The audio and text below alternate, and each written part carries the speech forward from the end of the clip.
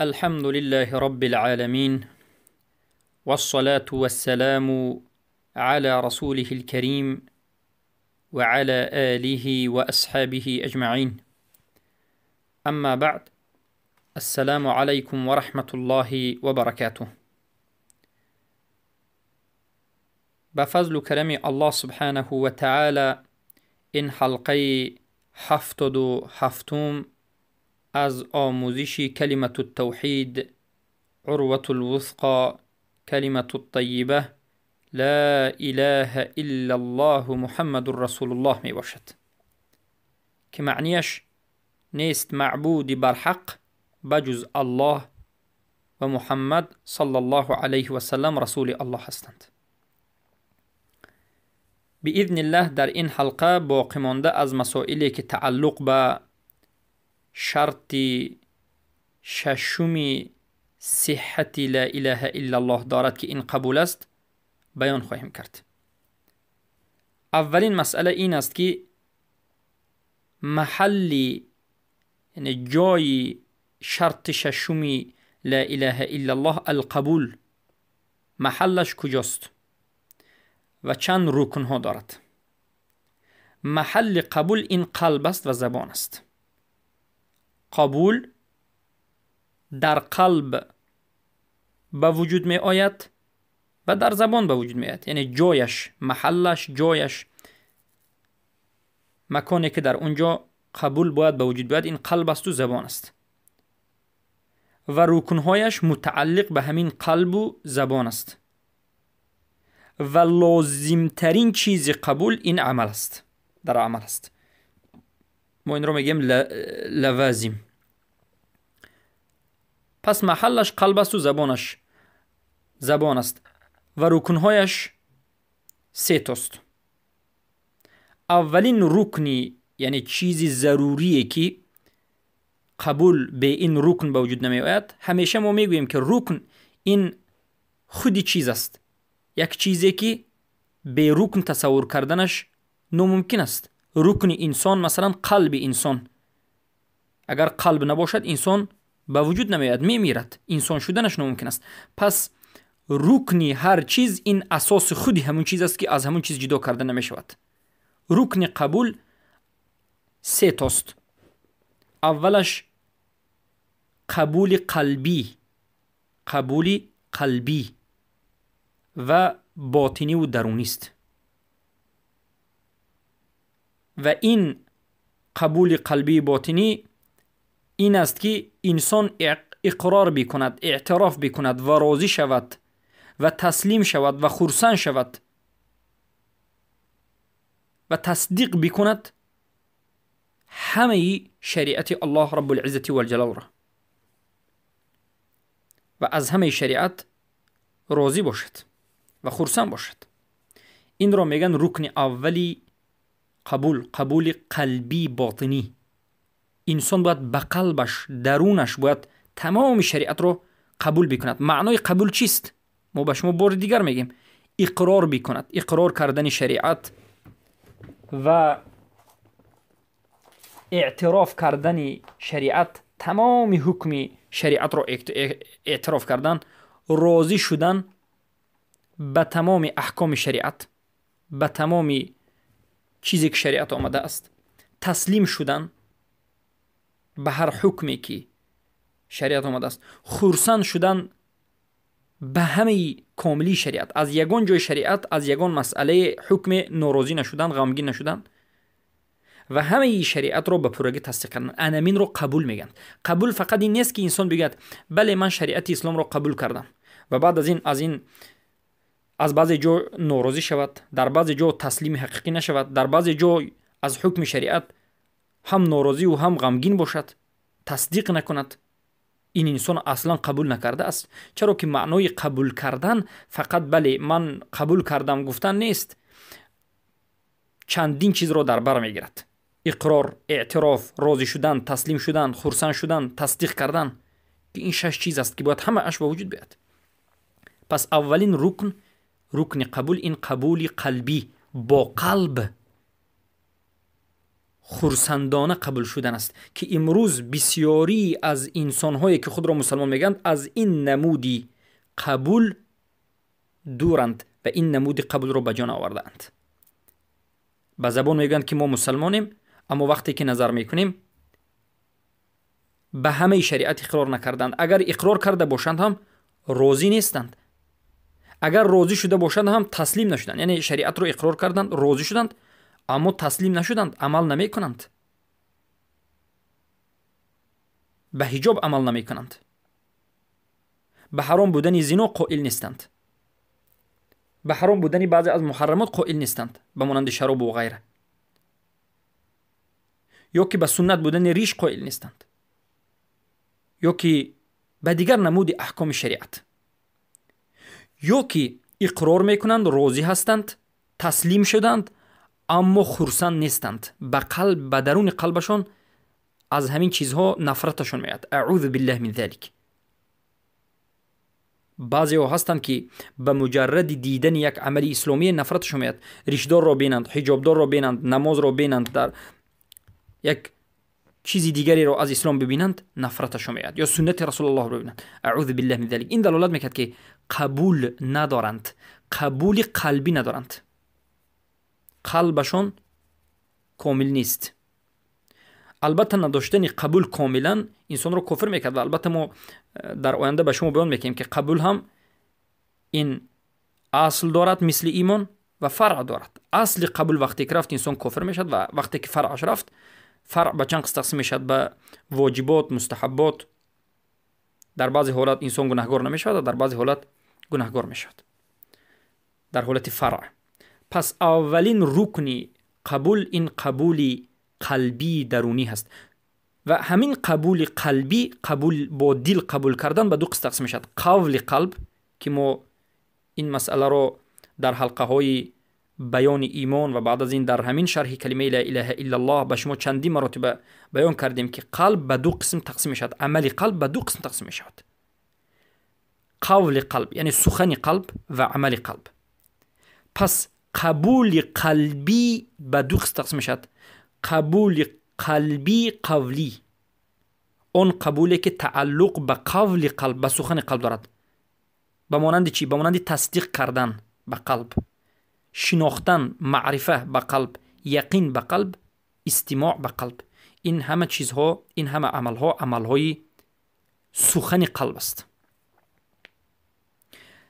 و قبولی که متعلق به عمل قلب است، به مانند همیشه قائم بر اقرار بودن، تسلیم شدن، راضی شدن، اجابت کردن و اعتراف کردن، که این البته عملی قلب است. معرفه قول قلب است، اعتراف عمل قلب است. بارک الله فیکم. پس این چیزهایی که ما ذکر کردیم دو قسم از قسمهای قبول قلبی بود. اونی که تعلق به قول قلب دارد، اونی که تعلق به عمل قلب دارد. دومین قبول عمل، یعنی دومین رکن قبول، دومین رکن قبول، البته ما یکمین رکن رو به پایان رسوندیم. رکن اولی قبول گفتیم این قبول قلبی هست، درونی هست، که عمل قلب به دو قسم تقسیم می شود، قول قلب و عمل قلب. و بعد از این میگیم که رکن دوم قبول، قبول قولی ظاهری، یعنی به زبان قبول کردن، با زبان سخن کردن و با سخن قبول کردن، اقرار کردن با زبان. و سومین رکن قبول این قبول عملی ظاهر، قبول عملی الظاهری. بارک الله فیکم. و البته ما مسئله قبول عملی ظاهری رو به شما بیان میکنیم. پس سوال به وجود می آید که آیا قبول عملی هم وجود دارد؟ بله برادرم و خواهر موحدم، قبول عملی هم وجود دارد که متعلق به ظاهر است، به بیرون، به ظاهر، متعلق به ظاهری انسان است و این عملی جسم است. عمل نمودن با جوارح، عمل نمودن با جسم، انمین قبول عملی است.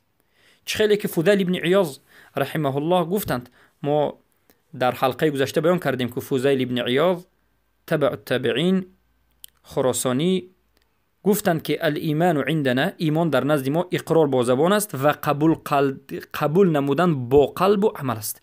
ببینید ایمان را چی گفتن؟ اقرار کردن با زبان یعنی گفتن لا اله الا الله با زبان و قبول کردن همین لا اله الا الله با قلب، هم با قول قلب هم با عمل قلب. تصدیق و معرفه و یقین که این قول قلب است، اعتراف و تسلیم و رضا که این عمل قلب است، و بعد از این قبول و العمل، قبول بالقلب و العمل، یعنی قبول کردن ایمان با عمل. چگونه با عمل ما قبول میکنیم؟ یعنی عمل نمودن با جسم همین قبول کردن است. و این روایت را البته لالکائی رحمه الله، امام اهل سنت و الجماعه، صاحب کتاب شرح اعتقاد اهل سنت و الجماعه، روایت کردند. پس ببینید عمل این مضمون قبول نیست، یعنی معنای قبول عمل نیست. ما در حلقه گذشته گفتیم که کلمه قبول به خودش به نهایت مرادف کلمه های دیگر دارد. قبول به مانند تسلیم شدن، راضی شدن، گرفتن، اعتراف کردن. اما عمل این هم معنای کلمه قبول نیست، بلکه کلمه عمل از مضمون، از معنای کلمه قبول نباشد هم از لوازماتش است. عمل از مضمون قبول نیست، از معنای کلمه قبول نیست، اما از چیزهای لازمی، ضروری و از طلبات و مقتضای کلمه قبول است. بارک الله فیکم. معنای این سخنمون این است که انسان وقتی که به قلبش و به زبانش دین را قبول می کند، حتما باید به جسمش عمل نماید، انقیاد داشته باشد و قبول کرده اش را نشان بدهد. پس این دلالت میکند که عمل کردن این رکنی قبول است. عمل خودی کلمه عمل از معنا و مضمون کلمه قبول نیست، بلکه از لوازمات، چیزهای ضروری کلمه قبول است. به مانند مثال عادی، یک کسی به شما یک امری کرد، یک درخواستی کرد، یک خواهشی کرد، شما گفتید قبول کردم، اما خواستش رو به جا نآوردید. معناش این است که شما قبول نکردید. قبول کردن معناش این است که شما همین چیز رو به جا آوردن، عمل نمودن است. بارک الله فیکم. یعنی وقتی که ما کلمه قبول رو تنها خودش رو مطلق ذکر میکنیم، هیچ معنای عمل رو به ما نمیفهماند، عملی جوارح رو به ما نمیفهماند. یعنی این اصل همین است، اصل همین است که کلمه قبول معنای عمل با جسم رو در بر نمیگیرد، مگرم زمانی که کلمه قبول رو ما در پهلوش قید بکنیم عمل رو، یعنی بگویم که به مانند این که قبول الجوارح او قبول العملی، قبول کردن با جسم و قبول کردن عمل. زیرا که خود قبول رو بگید که قبول کردن دین گوید، در این حالت بعضی ها فکر میکنند که قبول کردن فقط با قلب است و با زبان است. نه، این چنین قبول کردن با عمل است. بارک الله فیکم. پس از این میفهمیم که رکنی قبول این سه توست: قبول قلبی، قبول زبانی و قبول عملی. بارک الله فیکم. این بود مسئله از مسائل. و مسئله دیگر اینجاست که مقصد از قبول عملی چیست؟ مقصد از قبول عملی، وقتی که ما قبول عملی میگیم چی مقصد داریم؟ این انقیاد است. انقیاد یعنی انسان هر امری که از شریعت یافت فهمید باید عمل بکند، آشکار بکند، قائم بر همین عمل باشد، به جسمش عمل بکند. پس عمل کردن با جسم این رکن ایمان است که ایمان به عمل صحیح نمی شود. مخالف مرجعه ها عمل را از ایمان نمیدونند، لیکن قول صحیح همین است که عمل از ایمان است و این چنین عمل از چیزهای ضروری یعنی از قبول است. بارک الله فیکم. علاقه بین قبول و انقیاد چگونه است یا در چیست؟ آیا قبول و انقیاد به همدیگر علاقه دارد؟ قبول کردن. انقیاد معنیش چیست؟ معنای انقیاد یعنی عملهای شریعت رو همیشه انجام آوردن و همیشه به احکام شریعت سر فرود آوردن. این انقیاد است. باید بدانید که قبول و انقیاد این هر دوش دو شرطی صحت لا اله الا الله است. قبول شرط صحت ششم، انقیاد شرط صحت هفتم لا اله الا الله است. هر دوی این کلمه، هر دوی این شرط ششم و هفتم لا اله الا الله به نهایت به همدیگر علاقه سخت دارد. یکیش دیگرش رو در بر دارد. هر دوش یک دیگریش رو در بر میگیرد. قبول انقیاد رو در بر میگیرد، انقیاد قبول رو در بر میگیرد. یعنی انقیاد به قبول به وجود آمدنش ناممکن است و قبول به انقیاد به وجود آمدنش ناممکن است، که البته در بعضی حالت ها قبول کردن به انقیاد ممکن است که گرچند که صحیح نیست اما به وجود آمدنش ممکن است. بعضی انسان شریعت رو قبول میکند، همه رو 100% قبول میکند اما انقیاد ندارد، عمل ندارد. اما انقیادی که از انسان صادق به وجود می آید حتما قبول دارد. بارک الله فیکم. برای من علما میگن قبول و انقیاد این دو کلمه است که اذا اجتمع افترقا و اذا افترقا اجتمع. اگر هر دوش در یک جا جمع شده ذکر کرده شود معنای خاص خود را دارد. یعنی قبول و انقیاد وقتی که هر دوش در یک جمله می آید هر دوش معنای الوهیدگی خاص را دارد. یعنی قبول عملهای باطنی، قول قلب، عمل قلب و عمل زبان را در بر میگیرد، معنی میدهد، یعنی به همین معنا می آید. و انقیاد به معنای عمل جسمی، یعنی یک جمله رو خونده، جمله عربی، جمله شرعی رو که در یک جمله هم کلمه قبول آمده است هم کلمه انقیاد، دو شرط در یک جا آمد. در اینجا چی معنا میده؟ ما میگیم قبول این معنی عملهای باطنی را میدهد و انقیاد معنای عملهای ظاهری جسمی را میدهد. اما اگر هر دوش در یک جا نبیاید بلکه فقط یکیش در یک جا بیاد، تنها به تنها بیاد، در یک جمله فقط ما قبول رو دیدیم یا که فقط انقیاد رو دیدیم، هر دوش یکیش رو، در این حالت وقتی که تنها آمد یکیش معنای هر دوش رو میداد. وقتی که در یک جمله ما مثلا کلمه قبول رو دیدیم، شرط ششم صحت لا اله الا الله رو دیدیم اما انقیاد رو ندیدیم، باید در این حالت بدونید که قبول در خودش معنای انقیاد رو هم دارد. مثلا ما گفتیم که شرط ششم صحت لا اله الا الله این قبول است. باید دانید که انقیاد هم در درون این سخن ما است، عمل هم وجود دارد. وقتی که گفتیم که انقیاد شرط صحت هفتم لا اله الا الله است، باید بدونید که قبول هم در درونش دارد. یعنی در یک جمله اگر هر دوش یک بار بیاد معنای الوهیده دارد و اگر الوهیده بیاد یکیش معنای دیگرش رو در بر میگیرد. که البته این قاعده رو ما چندین مراتبه تکرار کردیم، به مانند کلمه شرک و کفر که به هم دیگر هم معنا هست، یا به معنای کلمه حمد و شکر که همین قاعده رو در بر میگیرد. بارک الله فیکم. پس فرق بین انقیاد و قبول، یا که قبول و انقیاد فرقش در چیست؟ مهمترین فرق در این است که علما میگن انقیاد از قبول دیده عامتر هست. انقیاد عام است، از قبول دیده زیادتر معنی رو در بر میگیرد. چرا که علما میگن هر یک انقیاد شرعی، یعنی عمل کردن، همیشه پابرجا بودن به عمل شرعی، قبول رو هم در بر میگیرد. اما هر یک قبول انقیاد رو در بر نمیگیرد. چرا که هر کسی که عمل رو انجام میدهد، عمل اسلامی رو انجام میدهد، ما میگیم که حتما قبول کرده است که عمل انجام میدهد، غیر از منافقین. چرا که منافقینی که کفر نفاق اعتقادی دارند، یعنی نفاق کفری اعتقادی دارند، اینها ظاهرا عمل میکنند اما باطنا قبول ندارند. اما انسان‌های صادق، انسان‌های مؤمن و مسلمان کسانی هستند که وقتی که عمل میکنند این دلالت میکرد که قبول کرده اند که عمل میکنند. اگر قبول نمیکردند عمل نمیکردند.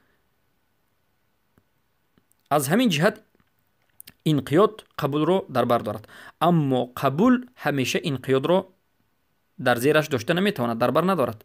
زیرا که بعضی انسان ها شریعت رو خیلی که گفتیم قبول میکنند، باطنا قبول میکنند اما ظاهرا عمل نمیکنند.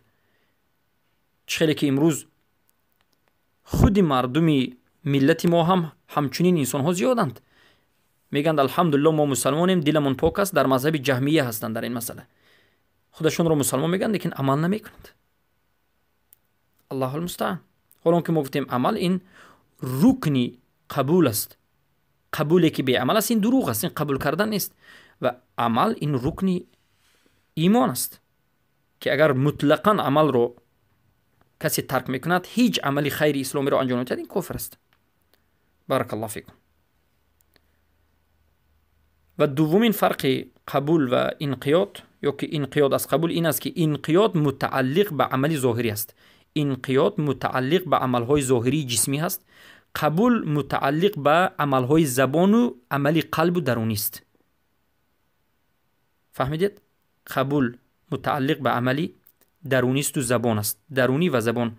و انقیاد عملی متعلق به عملی جسمی است، ظاهری است. سومین فرق انقیاد از قبول یا که قبول از انقیاد این است که قبول همیشه پیش از انقیاد می آید و انقیاد از قبول دیر می آید، یعنی بعد از قبول می آید. یعنی انسانی که عمل میکند اول قبول میکند بعد عمل میکند. انسان اول قبول میکند بعد عمل میکند بعد انقیاد میکند. بارک الله فیکم. انا این سه فرق قبول و انقیاد بود. بارک الله فیکم. پس باید بدانید که قبول لازم میشمارد، ضرور میداند که انقیاد به وجود آید. قبول حق و صادق لازم میشمارد و ضرور میداند که انقیاد به عمل، پابرجا بودن به عمل به انسان به وجود آید. انقیاد اینچنین علما میگن یشمل الخضوع، یعنی سرفرود آوردن به اوامر الله. انقیاد این سرفرود آوردن به امرهای الله و انجام دادن تمام امرهای الله در همه حالت است. انجام دادن فرضها و سرفرود آوردن به تحاکم شرعی، سودهای شرعی در همه حالت، گرچنده که به ضرر شما هم باشد. در بعضی حالت دو نفر به هم دیگر مخاصمه میکنند، در بینشون مشکل میشود، به نزد قاضی شریعت میروید که قاضی از بالای قرآن و سنت به شما حکم میکند، شما تحاکم میکنید، طلب حکم از شریعت میکنید، به بالای شما حکم میکنند که بر ضرر یکی از شماست، بر ضرر شماست. کسی که از نظر شریعت به بالای اون حکم آمده است و ضرر دیده است، فکر کرده است که ضرر دیده است، البته این ضرر نیست، بر علیه وی شریعت حکم برآورده است، در این حالت هم انسان باید چی باشد؟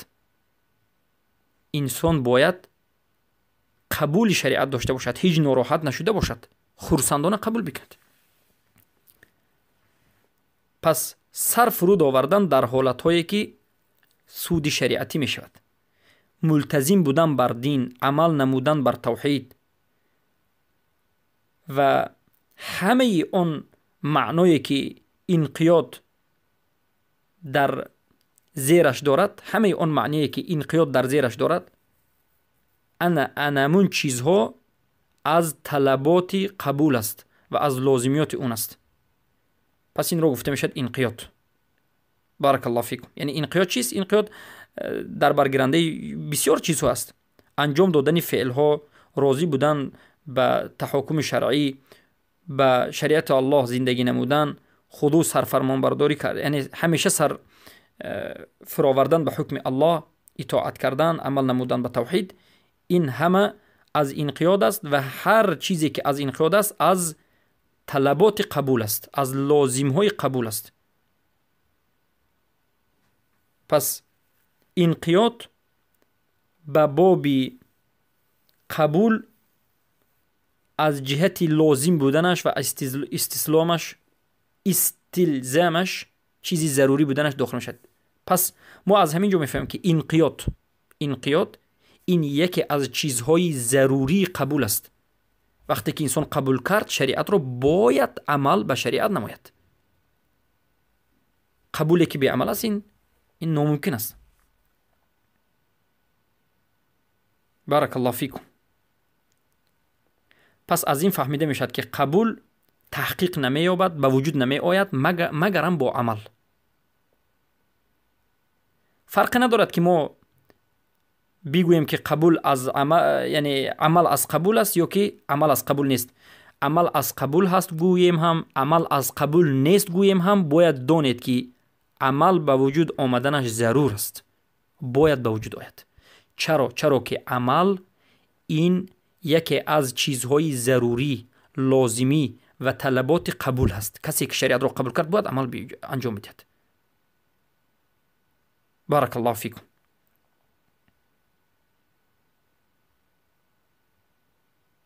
پس این بود مسئله مستلزماتی یا چیزی ضروری قبول که این انقیاد است. چگونه که گفتیم اصل ایمان در قلب است و عملی جوارح این رکن است و چیزی ضروری ایمان است. هر کسی که اصل ایمان را آورد در قلب، اصل ایمان را آورد، اما رکن ایمان، چیزی ضروری ایمان، صحتی ایمان، چیزی که به همین ایمان صحیح میشد عمل را به وجود نآورد، ایمانش قبول نیست. این چنین قبول هم همچنین است. اصل قبول در قلب است، قول قلب و عمل قلب و زبان البته، اما عمل این چیزی ضروری هست. هر کسی که عمل رو به جا آورد این هم قبولش قبول نیست. پس ترک انقیاد این نابود کننده قبول است و ترک عمل در ایمان این کفر است. ترک عمل و انقیاد این کفر است. خیلی که شیخ الاسلام تیمیه اقرار نمودند و همین چیز رو تقریر کردن، انتخاب کردن. بارک الله فیکم. با همین این حلقه رو به پایان میرسونیم و باذن الله در حلقه آینده